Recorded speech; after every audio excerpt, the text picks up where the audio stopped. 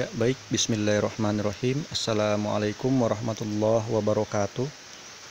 Alhamdulillah, puji syukur kehadirat Allah Subhanahu wa Ta'ala, karena atas rahmat dan izinnya sehingga kita dapat kembali melangsungkan perkuliahan online.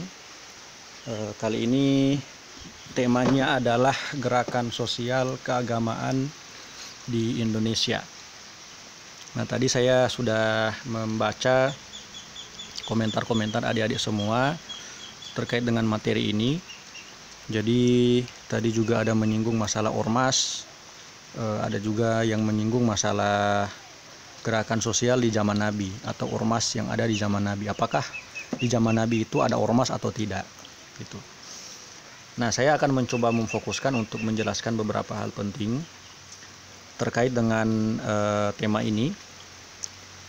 Nah, yang pertama sebelumnya saya akan menjawab dulu diskusi tadi bahwa di zaman Nabi itu sejauh yang saya ketahui itu belum ada yang membahas tentang ormas, gitu.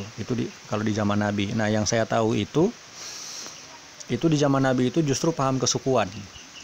Jadi bukan ormas tapi paham kesukuan. Dan paham kesukuan itu walaupun sesama Islam, tapi paham kesukuan mereka itu kalau di zaman Nabi itu kan tidak nampak karena masih ada Nabi kan, masih ada Rasul Shallallahu Alaihi Wasallam. Tapi setelah Nabi wafat, itu sentimen kesukuan mereka itu mulai nampak, gitu. Dan puncaknya itu di kekhalifaannya Ali bin Abi Thalib, di mana ada perang besar yang terjadi. Itu ada perang Jamal, perang Unta, dan perang Siffin. Itu sudah kita diskusikan pada minggu lalu, gitu. Tapi saya tidak akan membahas itu. Nanti silakan adik-adik review kembali materi-materi minggu lalu. Nah, kesempatan kali ini saya hanya akan fokus kepada gerakan sosial keagamaan yang ada di Indonesia, gitu. Nah, sebetulnya kalau bicara gerakan sosial keagamaan di Indonesia, itu tidak terlepas dari peran ormas. Ya, kita beralih saja di slide berikut. Nah, ini ormas Islam yang ada di Indonesia. Ini sebenarnya ada banyak sekali ormas Islam yang ada di Indonesia. Saya hanya menyebut beberapa ormas saja. Ini yang pertama ada NU, ada Muhammadiyah, ada Syarikat Islam, ada FPI, ada HTI, ada Jamaah Islamiyah, ada Al-Irsyad, dan seterusnya. Ini sebenarnya banyak sekali ya. Nah, masing-masing ormas ini sebetulnya kenapa ormas ini didirikan?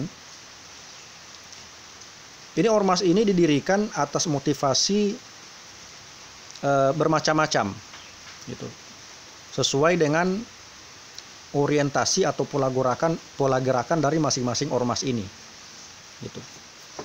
Nah, kalau NU ini kan dia berdiri namanya kan Nahdlatul Ulama.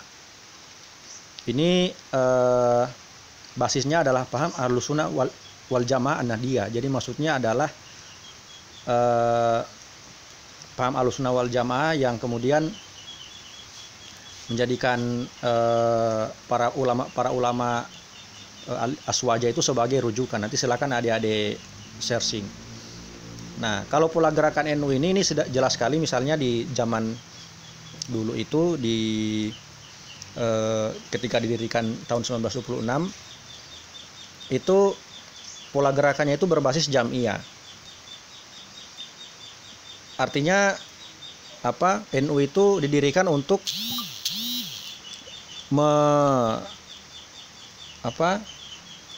menjadikan kemaslahatan umat sebagai tolak ukur, begitu. Jadi maksudnya adalah untuk kemaslahatan umat. Nah, kemaslahatan umat ini nanti akan saya bahas. Jadi misalnya bagaimana melakukan pendampingan kepada rakyat miskin, kepada para pedagang kecil, dan seterusnya. Nah, lalu selanjutnya NU ini juga dia adalah ormas yang kemudian lebih mengutamakan pendampingan kepada masyarakat pinggiran. Misalnya masyarakat yang ada di pedesaan, gitu kan. Jadi melakukan pengawalan-pengawalan terhadap aktivitas keagamaan masyarakat yang ada di pedesaan. Dan bukan cuman aktivitas keagamaan yang kemudian menjadi peran Nahdlatul Ulama, tetapi juga bagaimana ormas NU ini kemudian menjadi salah satu ormas yang bisa membantu masyarakat dalam melawan penjajah gitu. Nah, ini silakan Anda baca di sejarah. Baca di sejarah. Nah, ini maksudnya di sini saya ingin menyampaikan beberapa contoh terkait dengan peran ormas. Artinya ormas-ormas ini baik NU, Muhammadiyah, Syarikat Islam. Nah, tapi kalau FPI ini didirikan awalnya itu adalah organisasi paramiliter yang namanya PAM Swakarsa. Gitu. Jadi organisasi paramiliter ini maksudnya organisasi sipil yang kemudian organisasi ini dapat membantu militer di dalam membendung kekuatan massa pada waktu itu. Jadi organisasi ini adalah organisasi bentukan Orde Baru.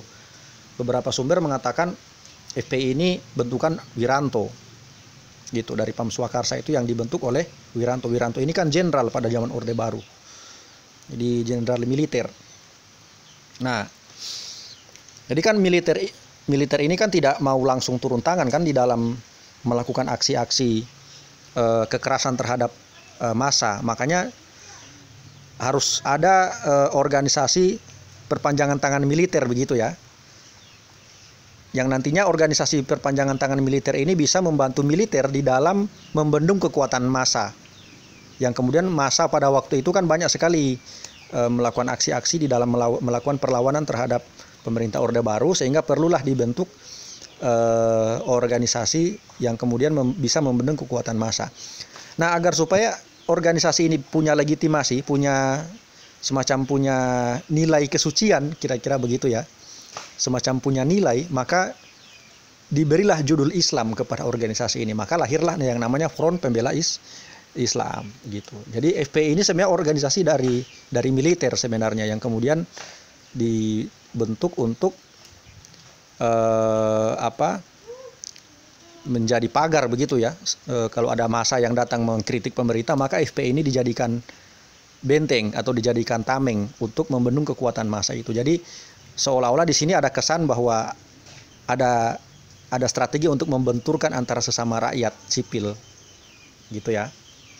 Nah, nanti silakan Anda pelajari juga di sejarah. Nah, kalau HTI ini dia lain lagi. Kalau HTI ini sebenarnya organisasi yang tidak muncul dari Indonesia. Dia pertama kali muncul di Timur Tengah sana. Ada yang bilang dari Mesir, ada yang bilang dari Yaman, ada yang bilang malah dari Suriah. Itu beberapa sumber mengatakan malah dari Libya yang daerah-daerah konflik itu. Nah, jadi tapi intinya HTI ini muncul dari Timur Tengah, yang kemudian belakangan pamornya mulai redup. Di Timur Tengah sana HTI ini malah mulai redup, apalagi di Arab Saudi tambah redup. Nah, supaya HTI ini bisa ada regenerasi atau bisa tidak redup secara total, maka HTI ini harus melakukan pengkaderan. Itu. Dan Indonesia ini adalah lahan subur untuk bagaimana HTI itu melakukan pengkaderan. Karena kebanyakan masyarakat Indonesia ini masih, kalau ada judul-judul agama kan masih ada euforia. Jadi dia ustadz, dia orang beragama, maka mudah sekali dikelabui gitu, dipengaruhi. Nah, jadi sehingga kemudian ketika HTI itu kehilangan pamor di Arab, maka dia melakukan pengkaderan di Indonesia gitu. Nah, kalau Jamaah Islamiyah ini kelompoknya Santoso yang itu kemudian dikejar-kejar polisi itu di Poso.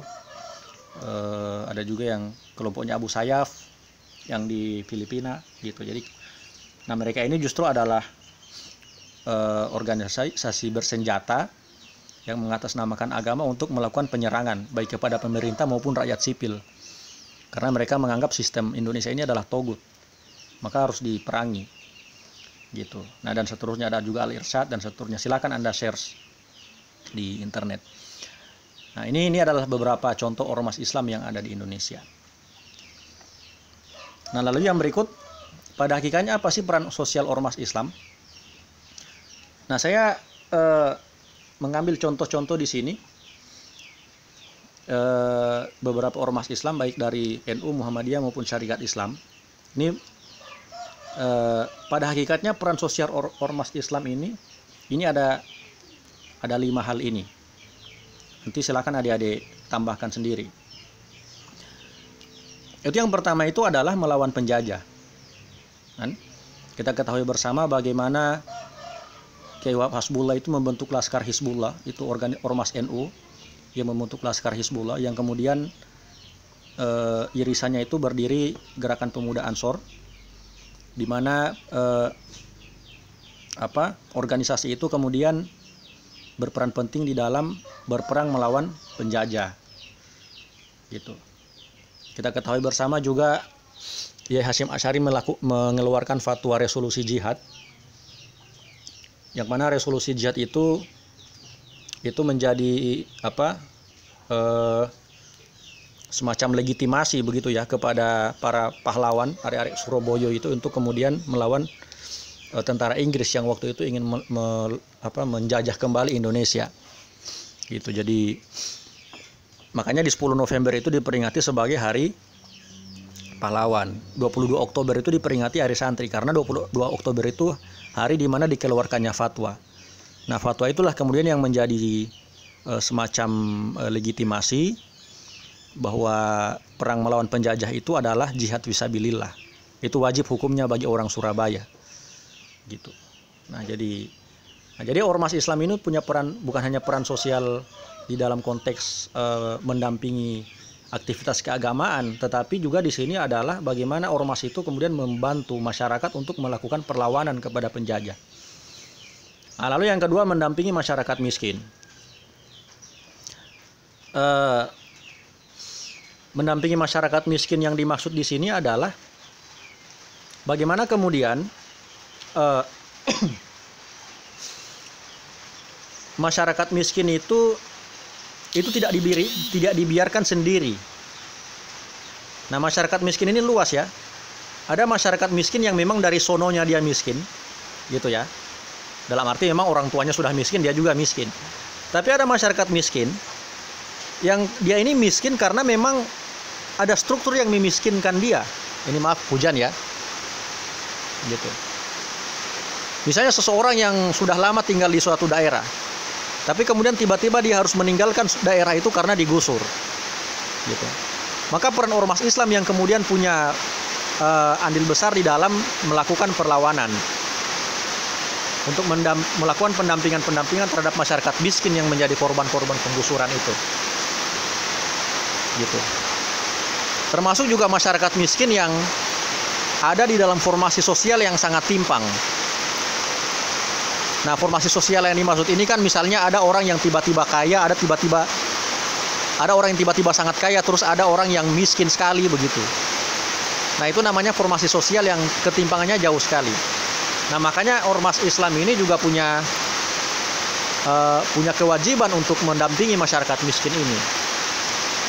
Nah, lalu yang berikut, mencegah konflik antar sesama. Jadi maksudnya di sini adalah konflik ini kan tidak serta-merta terjadi begitu saja kan antar kelompok, tetapi banyak kasus itu menunjukkan bahwa konflik ini ternyata adalah ada yang kemudian men-setting konflik ini. Misalnya konflik Ambon dan konflik Poso itu, kalau adik-adik melihat sejarahnya itu, misalkan di bukunya Firdika Rizky Utama itu, bukunya Menjerat Gus Dur itu kan konflik-konflik yang terjadi itu di zaman Gus Dur itu adalah konflik yang disetting kan. Nah, maka ormas Islam ini juga punya peran penting atau punya kewajiban untuk mencegah konflik itu. Nah, lalu yang berikut, menjaga ideologi negara dari gajahan ideologi lain. Nah, maksudnya di sini banyak ideologi-ideologi tertentu yang datang itu kemudian kayak sales itu mempromosikan suatu ideologi yang seolah-olah ideologi itu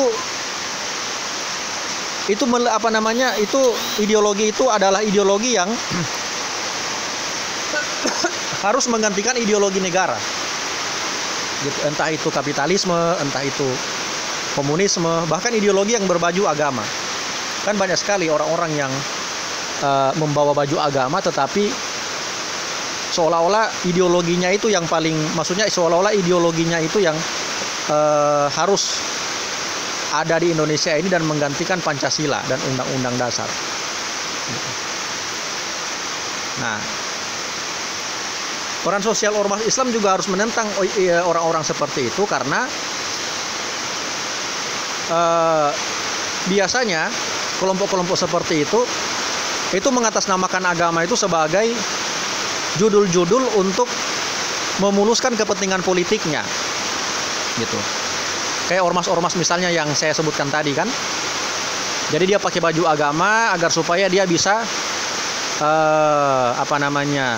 dapat memuluskan kepentingan politik, gitu.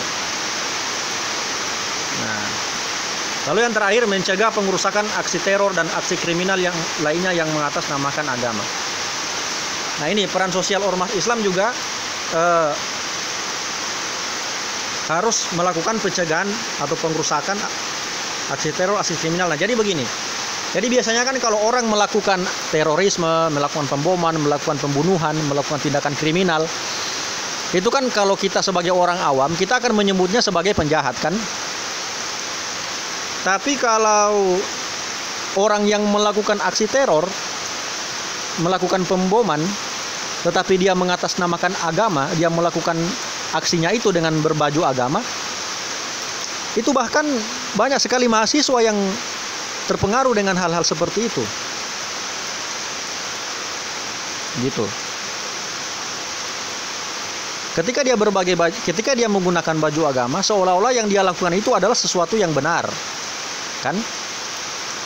Bahkan sesuatu yang suci, karena itu dianggap sebagai jihad, padahal itu adalah kriminal, gitu. Tadi melakukan altarisasi atau pengorbanan, melakukan usaha pengorbanan atau tugas suci. Nah, maka ormas Islam juga, kenapa dia berdirinya ormas atau kenapa ormas itu ada? Karena untuk mencegah hal-hal seperti ini terjadi, gitu ya. Nah, tetapi lagi-lagi kembali ke penjelasan saya tadi,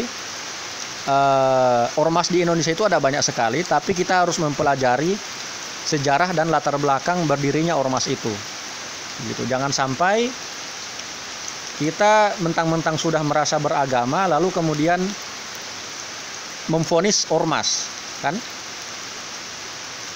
Nah, karena masing-masing ormas itu punya sejarah, gitu.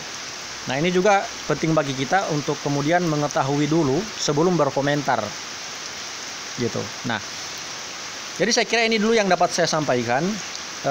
Nggak usah terlalu banyak karena kasihan juga paket data adik-adik semua untuk mendownload ini. Tapi paling tidak ini bisa menjadi pengantar adik-adik semua untuk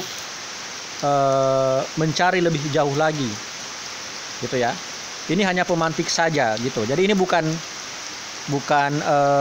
inti dari, maksudnya bukan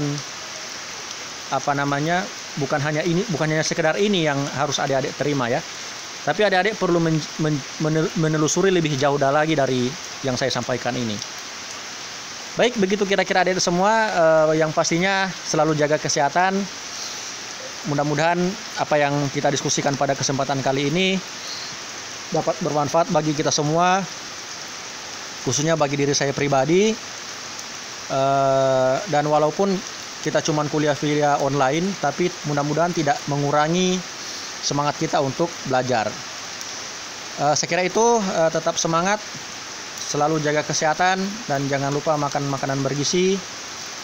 Demikian, billahi fisabilil haq, wallahu muwafiq ila aqwamit thoriq. Wassalamualaikum warahmatullahi taala wabarakatuh.